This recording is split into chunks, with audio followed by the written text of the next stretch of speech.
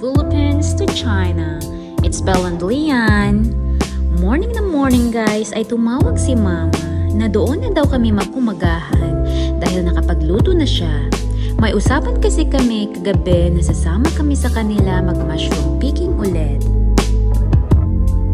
Heto't naabutan nga namin silang nakaprepare na at kami nga lang ang hinihintay.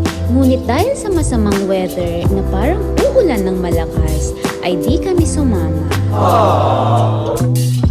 Kami na nga lang ang maiiwan sa kanilang bahay at ipapasilip ko sa inyo kung saan nakatira si Mama at ano-ano ang kanilang pinagkakaabalhan. Sa spring at summer nga ay mahilig talaga ang mga tao dito magtanim kung ano-anong gulay. At isa nga si Mama. Ito ang mga tanim niya. Meron siyang mga talong, kalabasa, beans, cabbages, cucumber, patatas, onion, radish, at iba pa. Meron din siyang mga alagang hayop. Ang pinagbebentahan nga niya ng mga ito ang nagsisilbing kanyang income. Ang buhay nga ni Mama ay ibang-iba sa ngayon. Noong nabubuhay pa ang tatay ni Lian dahil more into business talaga sila. At yun na din ang kinalakihan ni Lian. 6 years din ang nakalipas bago siya nag-asawa ulit. At ito nga si Uncle. Simula noon ay mas pinili talaga ni Mama mamuhay ng ganito. At talaga namang na-e-enjoy niya. Kaya ayaw na niyang tumira sa city o sa sentro man lang. Kaya naman sinusuportahan talaga din namin kung ano ang nakakapagpasaya sa kanya. Naaalala niyo ba itong road na ito guys? Ito yung dinaanan namin na lubak few days ago at pati ako ay talagang nagulat. Natapos na pala, napakabilis. Ipapasilip din namin sa inyo itong hometown na kinalakihan ni Lian.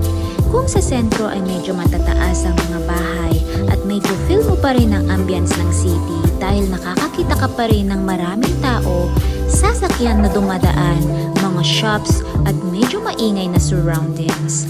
Sa sentro lang iyon. Nag-request nga ako kay Lian na ilibot niya ako dito sa town. At ito nga ang makikita natin. Maraming punong kahoy, mga fields, at probinsyang-probinsya nga ang vibes. Nakaka-relax sa pakiramdam at meron kang ang peace of mind dito. Kaya naiintindihan ko si Mama at pati kami ni Lian ay ilang beses na namin napag-usapan na pag tumanda na kami ay sa probinsya kami titira. Gusto din namin ang ganitong payak na pamumuhay. Ngayon ko nga lang nalibot itong town at sobra ko nga itong na-enjoy. Napakasarap talaga sa pakiramdam na wala kang iniisip at nakarelax ka lang. Kaya naman sinusulit din namin itong bakasyon na ito. Sabi nga ni Lian, ngayong summer nga lang na ganito ang itsura ng atmosphere dito dahil 4 na beses nga itong nagpapalit dahil meron nga silang 4 na seasons. Kapag makauwi kami sa Chinese New Year dito ay ililibot ko ulit kayo para makita niyo ang itsura ng lugar na ito sa taglamig.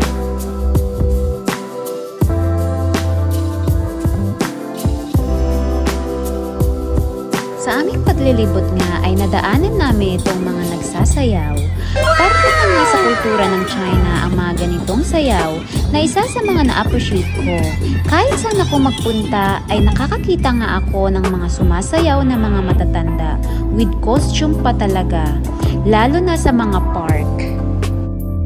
Ito naman ang open market ng town at meron nga silang 3 beses na scheduled market day sa isang buwan.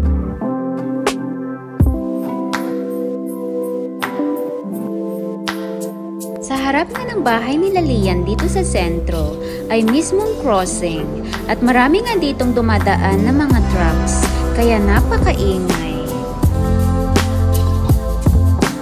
Ito naman ang napakagwapo kong asawa na napilitang uminom ng beer at nakadalawang bottle nga siya. Pinagmamasdan ko nga ang lakad kung tinamaan pero hindi naman daw. Ito lang guys. Thank you so much for watching. Bye bye!